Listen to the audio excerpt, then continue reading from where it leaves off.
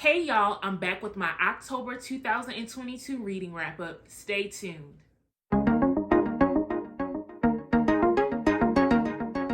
Welcome back to Books with Kimberly. Don't forget to like, comment, share my channel, and subscribe. You guys, October was my birthday month, but that didn't stop me from getting some reading done. I read a total of 4 books.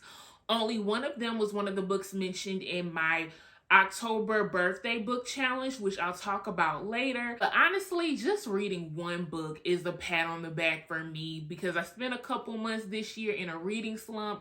So I'm just happy that I'm back to reading, and I've been reading some really great books. So let's get right into it. Book number 1 is Real by Kennedy Ryan. Real was so good, you guys. I gave it 5 stars. This book is about Cannon Holt and Neva Saint. Neva Saint is an inspiring actress.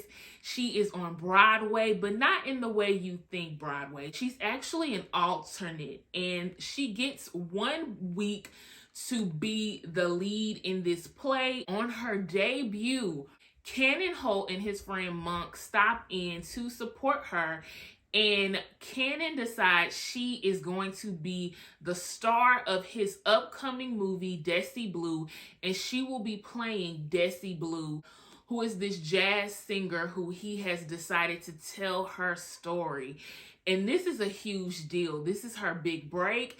Cannon has a huge budget for this movie, and he is excited that he has finally found that actress who makes him feel like, yes, she is the one who can portray Desi Blue like she needs to be portrayed. Of course, when the two of them meet, there are some sparks. There are some interest between the two of them, but Cannon, as a famous director, has already dated an actress in the past, and that did not go well at all. And he has sworn off dating actresses in his movies. But of course, Neva Saint is beautiful. She's talented. She is all that he wants in a woman, and of course, he cannot withstand her. So I thought this book was absolutely lovely. I love everything about it. Neva Saint also is battling lupus, and so I thought that was very interesting that they brought this into the book about how she's an actress. She works so hard, but she also has an autoimmune disease, and they gave a lot of education on lupus in this book, which I thought was great. I absolutely love Neva. She is such a great character, and I love Cannon too. And I think Kennedy Ryan does such a great job of writing her characters. So I just think the two of them as a couple was just so beautiful, and they were perfect for each other. And I absolutely love everything about this book. Now, come to find out that I chose to read this as a physical book, and I heard the audiobook is amazing. I may be investing in that in the future since I can't find the free version on Scribd. The next book I read in the month of October was Blood Trials by N.E. Davenport.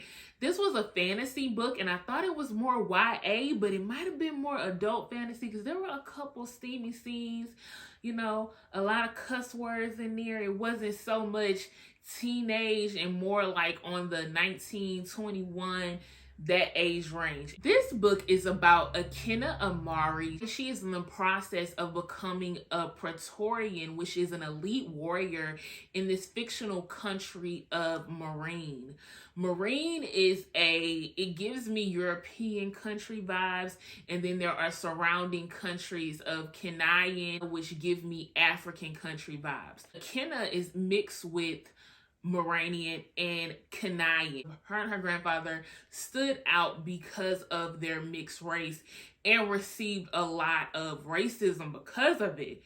During these trials, Akinna deals with a lot of racism. She deals with a lot of misogyny, and it's just real interesting seeing her go through this. The trials were very difficult, but Akinna had a secret weapon.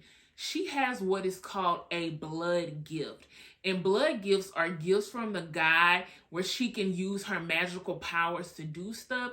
And y'all know I love a black girl with some magic in my book. So I was all here for it. The problem is In Morena chose to not use the gifts from the God. They are a country that believes that technology is what they need to win the wars and to defeat their enemies. So they do not use any of their blood gifts. They denied them, and I think they even killed off people who still had blood gifts. So the Acacians are the only people who have these magical gifts. The majority of this book was based on Akenna and two of her best friends going through the blood trials. This isn't just like boot camp for the military like I thought. So the numbers of Praetorian hopefuls continues to dwindle as we get deeper and deeper into the blood trials. And there are several times when we think even Akenna is going to die, but thankfully she has this blood gift. I love that N.E. Davenport introduced the Canaan royals, and she described their beautiful brown melanated hues. She described their different hairstyles, having locks. I really love that she introduced this because I am big on, if y'all have a black girl on the cover, I want to see blackness all over the book. And so I was a little bit disappointed when reading this book that Akenna was the only person of color in this book. And because they introduced it at the end and the book kind of amped up towards the end, we got some really good action, some really good cliffhangers, and this is a duology, so I'm excited to read the second book. So because of all of that, I'm giving this book 5 stars, and I definitely recommend that all of you read it. Y'all, I told y'all last year, I tell y'all every time I read books from this next author that she is a genius. And I'm going to say it again. Tiffany D. Jackson is a genius. The third book that I read in the month of October was The Weight of Blood by Tiffany D. Jackson. And when I tell y'all this young adult thriller book was everything, I'm not even waiting to tell y'all that I gave it 5 stars. This book is actually a retelling of Carrie. We start off finding out that Maddie Washington is behind the destruction of Springfield, this small sundown city in the South. I think the state is Alabama. They have a segregated prom, even though this is like the 21st century present day. When we get introduced to Maddie, when the rain hits her hair, it frizzes up, she has a fro, and all of the people and citizens and her schoolmates, everybody finds out that Maddie Washington is a black girl and she has been passing. They always suspected that she could be half black because her dad had rumors about messing with black women, but it was never confirmed. And because her dad kept her hair hot combed and her pale skin, everyone just assumed that she was white. And so we see immediately that once they discover her fro, she has 2 classmates, Wendy and Jules. Jules starts throwing pencils that land in her fro. Then Jules, later on in the book for Halloween, Jules dresses up as Maddie in blackface, and she ends up getting expelled from Springfield High. The narration in the audiobook was great. This book was so good, you guys. I enjoyed all of it. I was on the edge of my seat trying to figure out what was going to happen to cause Maddie to destroy the town. I'm like, did she really destroy the town, or y'all just blaming it on her? But child, Maddie burnt that town down, and I am not mad about it. So I definitely recommend that all of you read this book. One of my favorite parts of this book was the relationship that Kenny starts to have with Maddie. Kenny is this black student who hangs out with all white students. All his friends are white. And I love the relationship between him and his sister. His sister was the president of BSU, and then here he is just wanting to blend in. And so we got conversations about racism, colorism, how hard it is being a black student in a school of predominantly white people, the racism that comes with that, the microaggressions, how black people have to work twice as hard and don't always get the accolades of their white counterparts. It was so many great topics and themes in this book, all wrapped into a thriller, all wrapped into Maddie having some magical powers. It was giving me Matilda vibes, but a very dark Matilda, because honey, Maddie burnt Springfield down, and I ain't mad at it.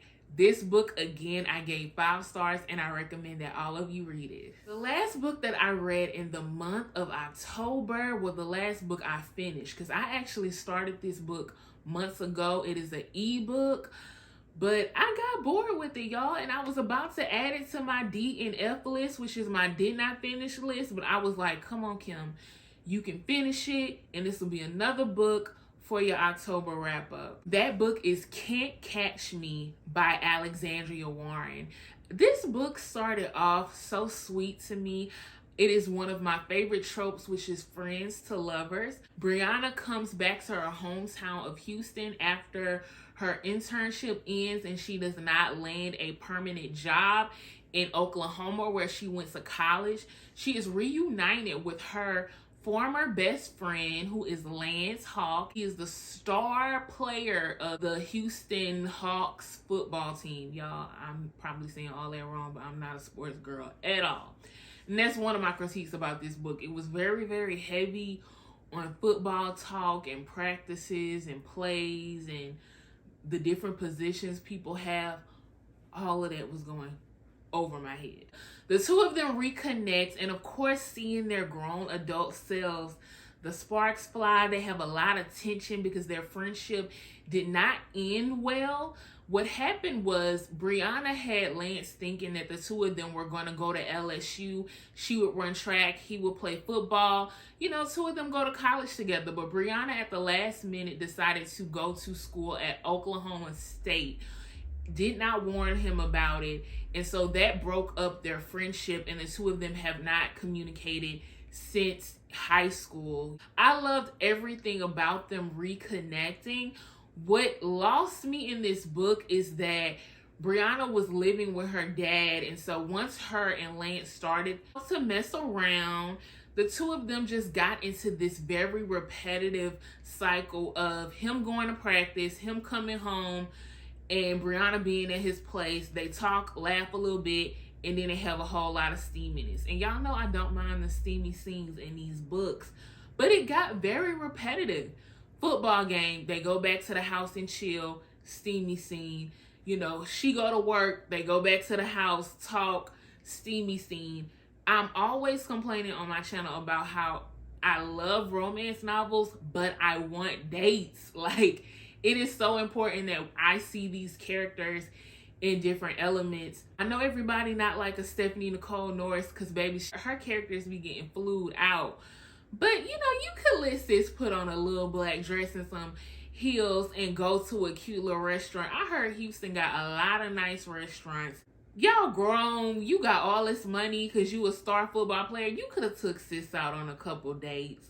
Y'all hiding out at the house like she a sneaky link. So I'm giving this book 3 stars because I felt like the chapters were very repetitive and I just wanted more. Those are all the books that I read in the month of October. Get down in those comments and let me know what books you read. Thank you again for tuning in to a Books with Kimberly video.